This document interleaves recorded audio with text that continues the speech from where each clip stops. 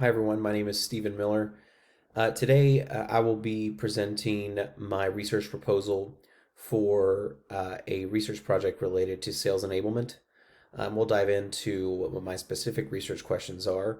But for now, if you're not familiar with sales enablement is the function within an organization that supports, educates, and trains the sales team. And we're going to be discussing how we can discover whether or not a sales enablement team is effective within an organization and how to measure their ROI. But again, my name is Stephen Miller, and I'm presenting this on behalf of my EAC 551 class at North Carolina State University. To begin with, a little about me. I have a very varied background that involves a lot of positions and jobs related to sales and education. And as a result of that, both of these areas have become passions for me. I'm a very passionate salesperson, and also I love to teach and train others. And as a result of this, sales enablement really drew me in. Gave me, kind of a way to combine two career-related passions and to practice my training and development skills. So that would be, why I'm really drawn to the idea of this research. So I'm very excited to explore ways to be able to make the sales enablement function more effective. So let's start with the basic problem. If the sales enablement function does not gain insight into its own methods of success, then organizations will continually invest in it with very little return. Organizations today are very frequently investing in sales enablement teams and the sales enablement function as a whole. They're implementing programs for sales training. They are developing onboarding programs as well that are heavily involved with sales enablement. Yet, 61% of companies that do this don't realize a significant return from their investment in sales enablement. With that being said, there are organizations out there that are investing in sales enablement and seeing a lot of return. And it's the goal of this research to determine what it is about those organizations that makes their programs effective, and then ways that we can replicate that. And just repeating myself here again, the purpose of this study then is to examine high performing sales organizations that are supported by a sales enablement team and then determine the level of involvement that enablement had with that success. And not only determine the level of involvement, but also find out ways, again, to replicate the success that they had and be able to apply that to other organizations. So there's actually quite a bit of research out there related to sales enablement. There are societies that publish regular information about the sales enablement function, but a lot of it really highlights some of the weaknesses of enablement as a whole. For example, it's repeated several times in research that there's not really an easy way to determine ROI in a sales enablement team.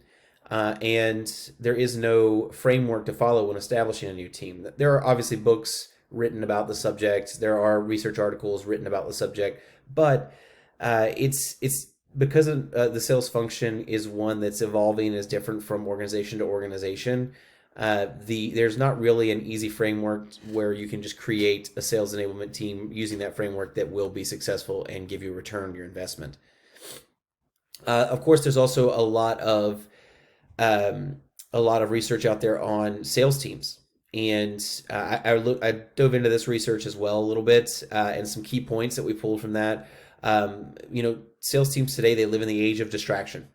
This means that they are continuously presented with different tools, different methods. There's a billion books out there on sales methodology. There's a billion different sales tools out there. And as a result of that, you've got this giant pot of information that's in front of you. All of this data that previously, like maybe even 20 years ago, we didn't have access to, is now right at our fingertips, but we don't know how to use it properly. And because of this, there's too many things that pull our attention away from ultimately being able to get to what matters, which is the bottom line in sales.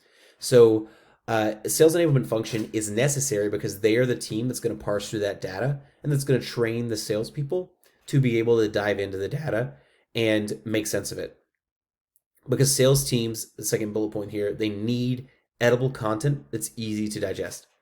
When the sales functions should pay attention to what puts money in the company's pocket, which is selling.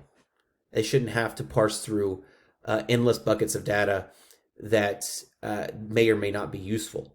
So an enablement function within an organization will help to make that data and that content edible and easy for the sales team to digest and use to be more effective.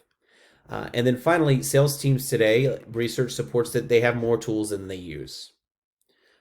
So organizations are constantly throwing money at things that they hope will bring return, but then they're doing very little to follow up on whether or not that's actually returning any kind of returning on their investment at all. And then finally, there is a little bit of research out there on factors of enablement success, especially when it comes to applying systems thinking to enablement. And so we do have guidelines by which we can start a sales enablement team, but we don't have a lot of information on how to really capitalize on that function. Conceptually, I've organized my research like this. A successful sales team is going to be supported by enablement, and they're going to be also enabled by good incentivization and then opportunities for career growth. And enablement as well is incentivized by those things. And by incentivization here, I mean primarily pay, so commissions when it comes to sales. And then sales enablement, a good sales enablement function consists of measurable ROI, so ways that we can see whether or not the sales enablement is adding value, a model that can be repeated and that can be built upon, buy-in from leadership, and then other factors, which is what I hope to discover through this research. The theoretical framework that I've chosen to view my research through, and the lens that I'm choosing to look at my research through, is the constructivist theory, which is a theory related to education. And I chose this because I thought it was very important that the enablement function, being by its nature a training and education function, that it needs to embrace proven educational principles and should be viewed through a lens that other facets of education would be viewed through. So constructivism theory states that knowledge is something that is unique to an individual, and that a learner's knowledge exists in their mind and doesn't necessarily have to match reality. So individuals develop their own patterns of understanding that are based on their own experiences. And this makes sense in this case for two reasons. First of all, it considers that each salesperson is bringing to the table a unique set of experiences that before they were even onboarded at that organization. A salesperson coming into an organization may have sold in one way at their previous company, and now they're coming into an organization with new ideas and new things that can be introduced into the pot. And so we've got this huge melting pot of personalities and methodologies and selling styles, and enablement's job will be to capitalize on that. And then secondly, constructivist theory makes sense for the fact that it emphasizes learning through experience. That includes shared experience. And if you've ever been onto a sales floor, especially like an inside sales floor, and you've listened to salespeople and the way that they interact, salespeople tend to use each other as resources, and they'll share skills on the sales floor, and that shared experience again adds to that learner's knowledge. So a good sales enablement team knows how to encourage the sharing of resources and knowledge, and how to capitalize on the fact that each salesperson has a unique perspective to bring into the organization. So what questions are we asking on the outset here? Well, first of all, how does sales enablement gauge the effectiveness of itself within an organization? How can we tell? And a lot of that will come down to bottom lines, which is what we're going to be looking at when we pick our organizations to study, and whether or not salespeople are being effective, and ultimately that's measured by KPIs, key performance indicators, that are usually related to number of deals closed and number of deals booked. Then what's the performance and retention of salespeople that undergo sales enablement training compared to those who don't? And because I'm asking this question, I will also need to study organizations that don't have a sales enablement function, or at least don't have a very well built sales enablement function. And then finally, what factors outside of the ones that we've already mentioned that are present in other research contribute to a successful sales enablement function?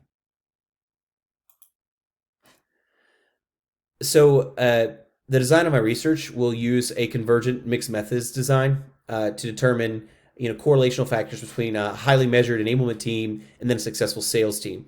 And the reason I chose this design is because there is a lot of quantitative data involved here, especially when it comes to sales. Sales is all numbers game, so I'll be able to track the success of a sales team over time after being introduced to an onboarding program and successful sales training. But then also, there's the qualitative data involved here. It revolves heavily around the shared experiences of salespeople that they bring in and how they feel about the organization and how they feel about the training they've received. And that information will have to be gathered through some types of surveys and judging the overall culture of an organization through that constructivist lens. The population that I'll be pulling from, well, first of all, I'll do some stratified sampling where I'll pull some salespeople that are high performers from an organization with a sales enablement team, and then low performers from an organization with a sales enablement team, and then the same from an organization that doesn't have a sales enablement team. So I'll pull high performers and low performers from there as well. So again, that's where I'm pulling my different my sample from within the population. So for collecting the data, the first thing is that once the study's been approved by the IRB, then organizations will be selected based on the performance of their sales organizations. So the sales function within them will be the determining factor on whether or not I can use them in the study.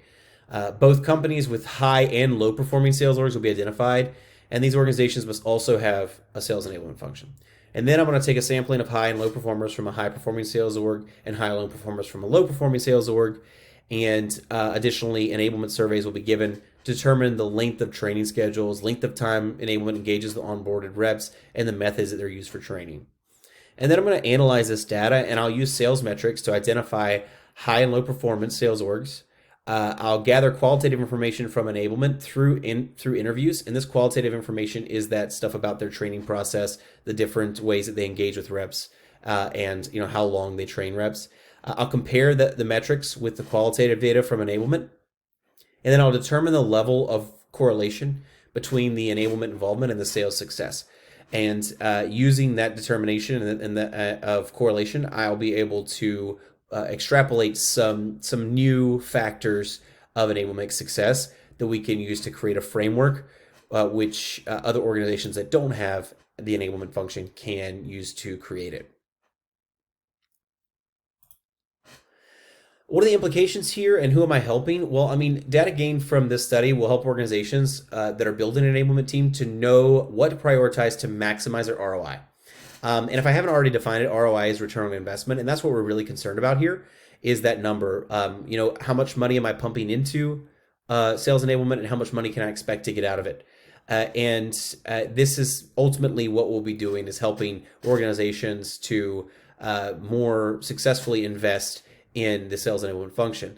But also, as a result, we could help the salespeople individually because salespeople that are given solid training and that are supported by an enablement team tend to perform better, about 20% better than salespeople who aren't.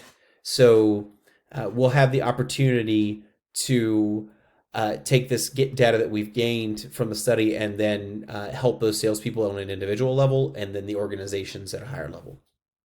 And then future research, can be done on before and after sales enablement instances, which will give a lot of credence to these factors that I will uncover, or opposite, will disprove them. So then we can more accurately determine, the ROI of implementing the sales enablement function.